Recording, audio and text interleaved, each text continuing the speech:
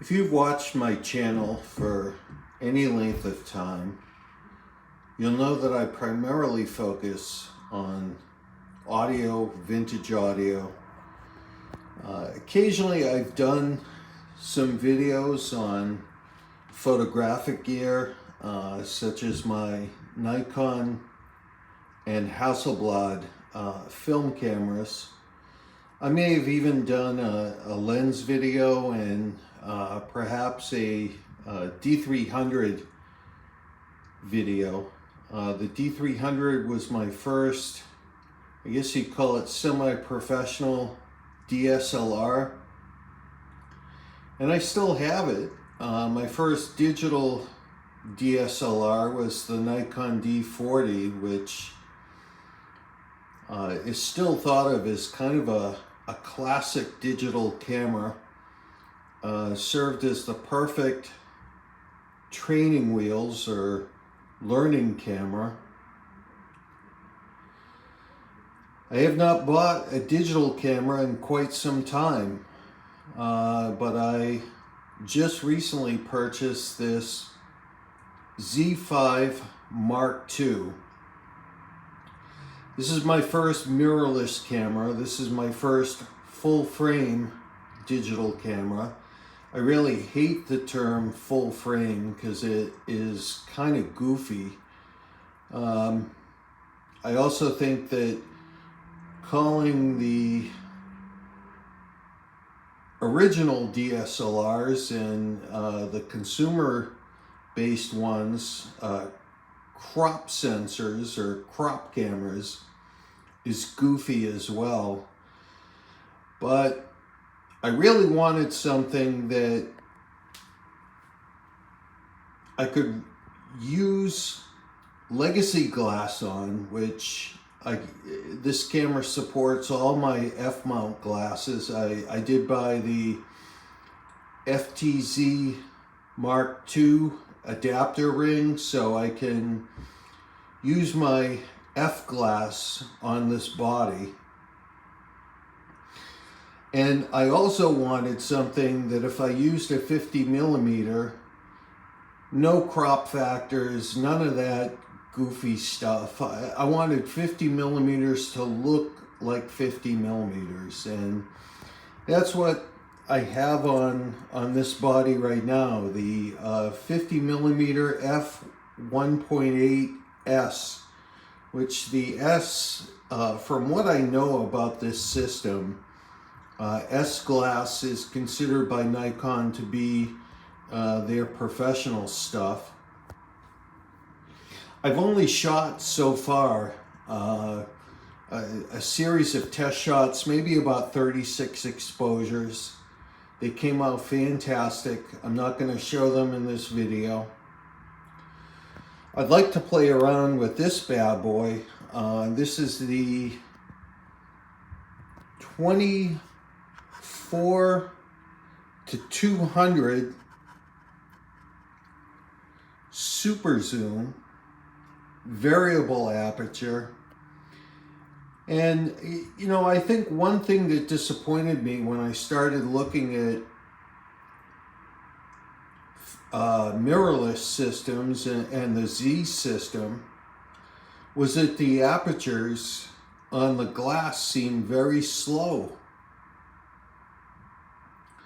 Now, Nikon is going to have all kinds of marketing spin around it. They're going to say, well, the Z mount, it's a bigger bayonet than the F mount. It lets more light in, and that's complete rubbish. Reality is there's no replacement for fast glass and wide open aperture.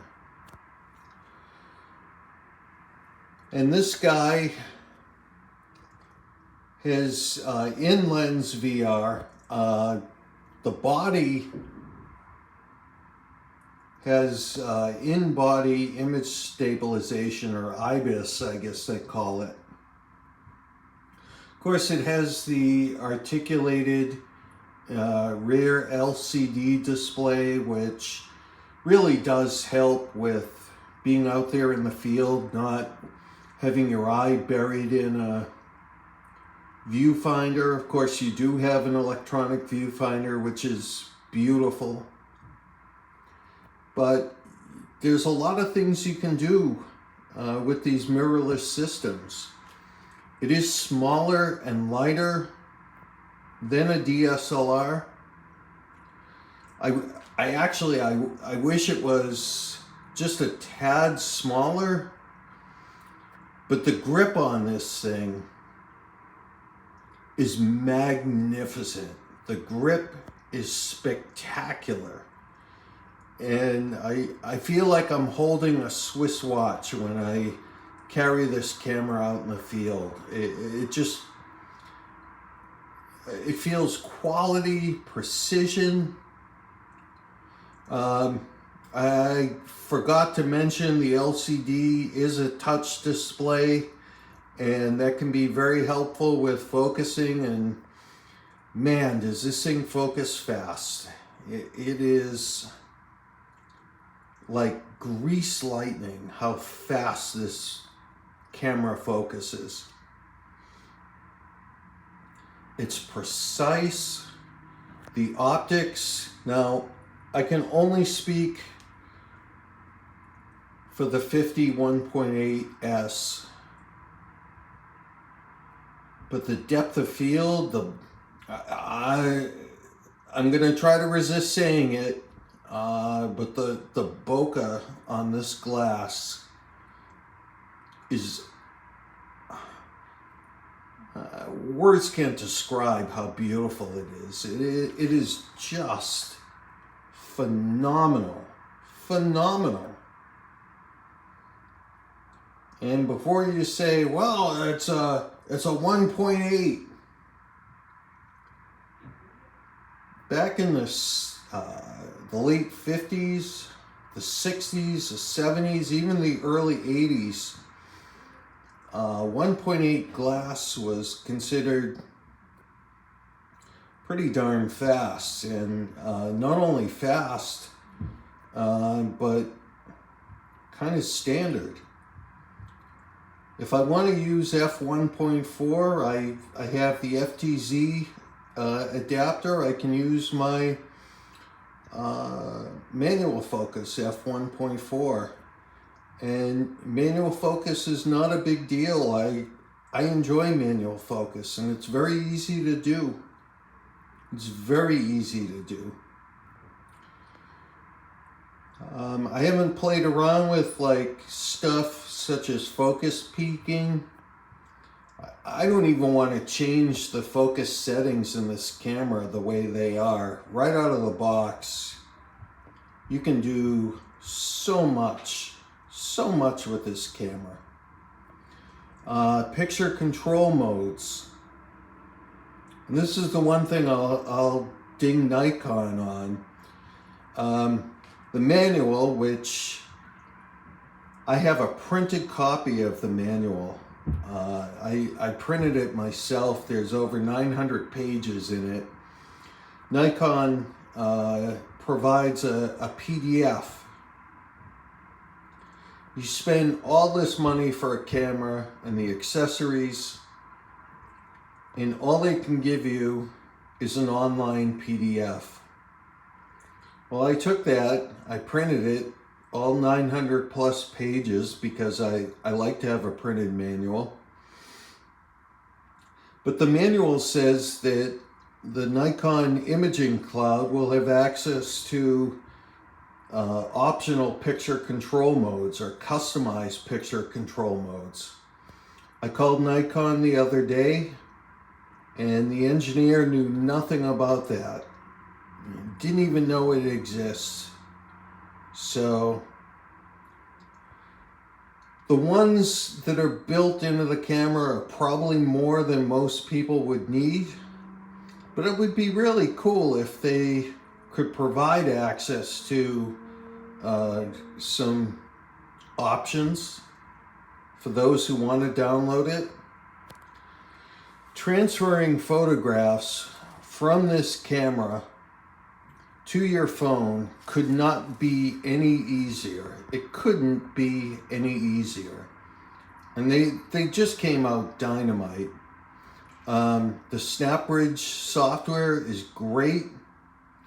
The imaging cloud software is good. I don't think I'd call it great. I'm sure there's some room for improvement. I have not shot any video with the camera yet, but I'm really looking forward to that. I want to do some kind of cinematic looks with it,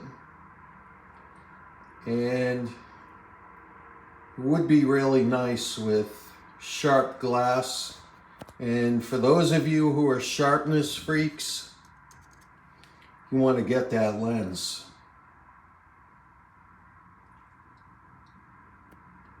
For those of you who are bokeh freaks, you want to get that lens. This is going to be my walk-around lens. I know it's not a fast aperture, but for 24 to 200 millimeters in one package at a pretty good price with VR, it's good. It's really good. What else can I say about this? I still can't believe that this is considered an entry-level camera, because it performs like a high-end instrument. I don't know what the top high-end mirrorless camera is. I lost count, certainly after the D series and their DSLRs.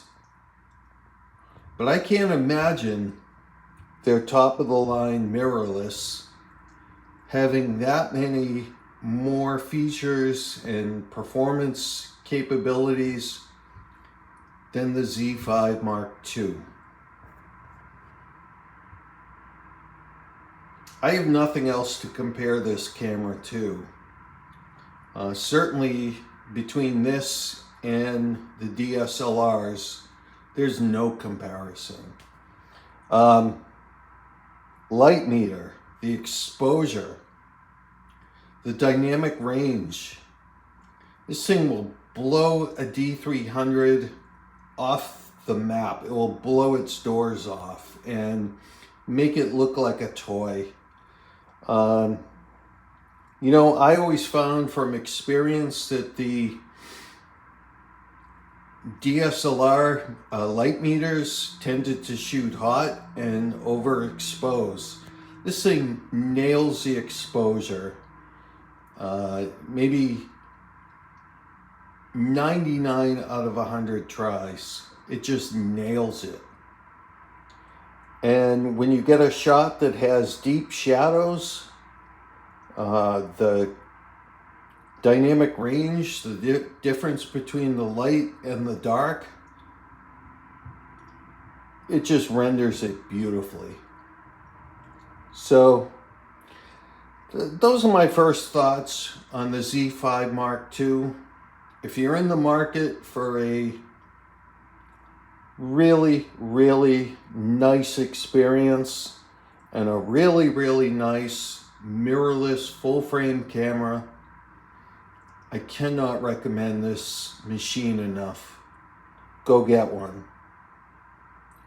Take care for now.